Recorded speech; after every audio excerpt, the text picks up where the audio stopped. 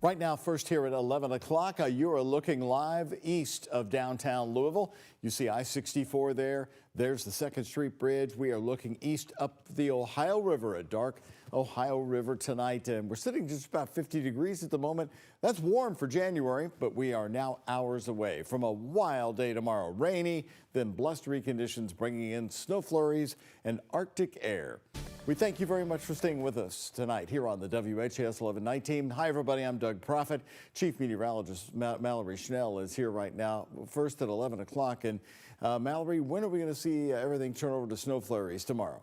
So it's looking to be in the afternoon and evening hours. By this time tomorrow night, we'll have wind chills in the teens. So we have some big changes on the way over the next 24 hours. Crashing temperatures expected throughout the day on Wednesday, thanks to a strong cold front. And yes, we will have some rain showers in the morning. That will transition over to some spotty snow showers. Not everybody will see snow, but we will have something on the radar tomorrow afternoon and evening. Max HG radar, we still have some dry air in place. That's why most of this rain not reaching the ground just yet, but there's a lot to come streaming in from the west here, and we are expecting those rain showers to become much more widespread as we carry on into tonight. And with that, temperatures will drop tomorrow. As I mentioned, we are still very mild in the mid-50s right now, but all of this cold air that's up in Canada, that will be swinging our direction over the next 24 to 36 hours here. So your hourly planner tonight, temperatures stay mild for the next few hours, lower 50s around midnight. That would be our official high for Wednesday. Rain showers become more widespread throughout the morning, and then those temperatures will be dropping, especially by the afternoon and evening hours. We'll talk much more about the rounds of Arctic air this week and our light snow chances. That's all coming up in our 7-day forecast. Mallory, thank you. All news tonight. One dad says they've been looking and waiting for 7 school days in a row and no school buses showing up. Then the frustrating scramble begins to get to school in Bullitt County. WHAS 11 night team's Alex Dieter and photojournalist Aspen Hester find out what's behind the missing buses in Bullitt. Cars lined up outside Lebanon Junction Elementary School, while some school buses are missing from that lineup. Because this is not something parents should have to be worried about on top of everything else going on. Patrick Underwood says his son, a student at Lebanon Junction Elementary, hasn't had a bus available to pick him up for 7 school days in a row. And I've gotten this text message every morning at 5:30 since school started back from break. Text messages sent to his phone by Bullitt County Public Schools telling him his son's bus driver has called out for the day. Every morning, a bus report with bus drivers who are out for the day is posted to the transportation Facebook page. But Underwood says it doesn't leave families a lot of time to prepare alternative transportation for their kids. I'm in a position where I can get my kids to school in the morning. I just can't get them at the end of the day. That's why we have busing. I know a lot of other people are not as fortunate, and so their kids are just not going to school, and that's unacceptable. The parents, they can't go to work and stay home and take care of their kids and get it all done together. It don't work. Lebanon Junction Mayor Larry Dangerfield says the district has the buses available, but not enough drivers to fill them. And the end result, we need our kids in school. We need them to better themselves so they can work later. But the people that's governing it as we speak needs to make better arrangements for what's going on. With every bus report on social media, there's also a plea reading, "We are still in need of drivers." And I know they're trying, but the heartbreaker is we don't have them. I don't blame the bus drivers. Bus drivers are going to miss. I miss work. Everybody misses work, but there do need to be things put into place to make up for that. Underwood says while the students are excused if they miss school due to lack of transportation, the most important place for them to be is in the classroom. In Lebanon Junction, Alex Dieter, the WHAS 11 night team on your side. WHAS 11 News did contact Bullitt County Public Schools, and they said that Superintendent Dr. Jesse Bacon will provide a statement by the end of tomorrow.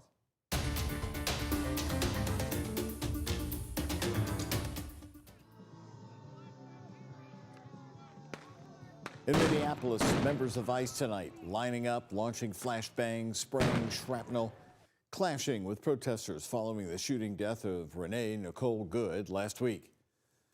There's a new late development tonight also as well. The U.S. Justice Department doesn't believe there is evidence to launch a civil rights probe in the shooting by ICE agent Jonathan Ross.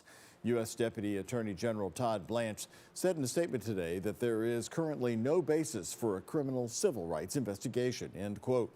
The statement did not give details on why they decided not to investigate. While an FBI probe is ongoing, lawyers in the Civil Rights Division of the U.S. Department of Justice were informed last week that they would not play a role in this investigation at this time. At least 6 prosecutors have resigned after the decision. The Minneapolis Police Chief Brian O'Hara reacted to the news. You see wholesale resignations like this, it's very concerning. In the past, the Department's Civil Rights Division typically launched investigations into law enforcement-related shootings to make sure if officers did not breach the rights of the shooting victim, even if that investigation never resulted in any charges.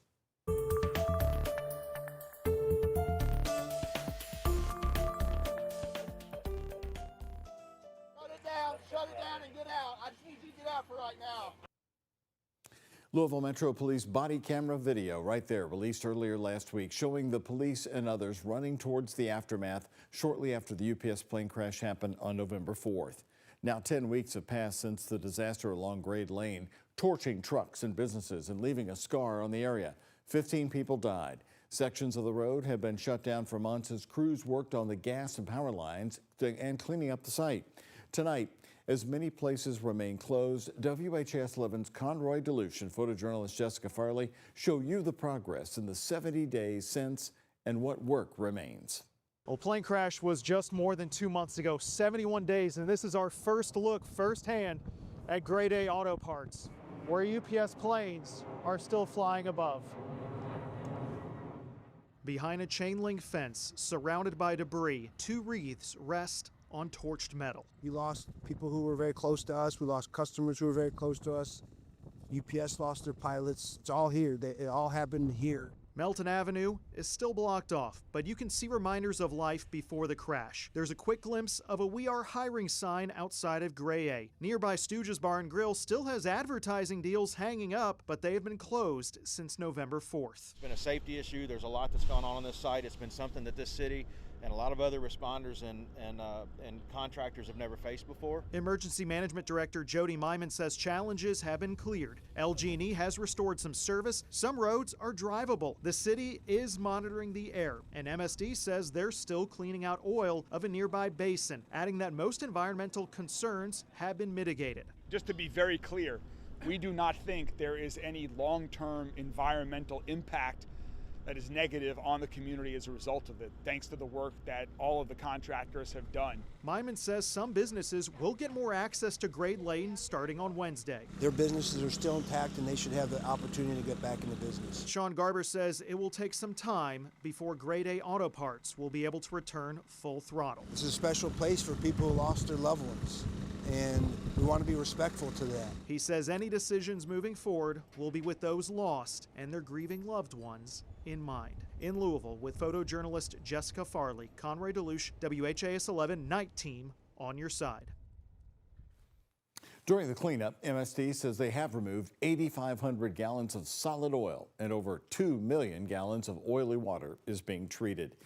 Today in Frankfort, the Kentucky Senate passed a resolution honoring the victims of the UPS plane crash, the Senate observing this moment of silence in memory of those lost.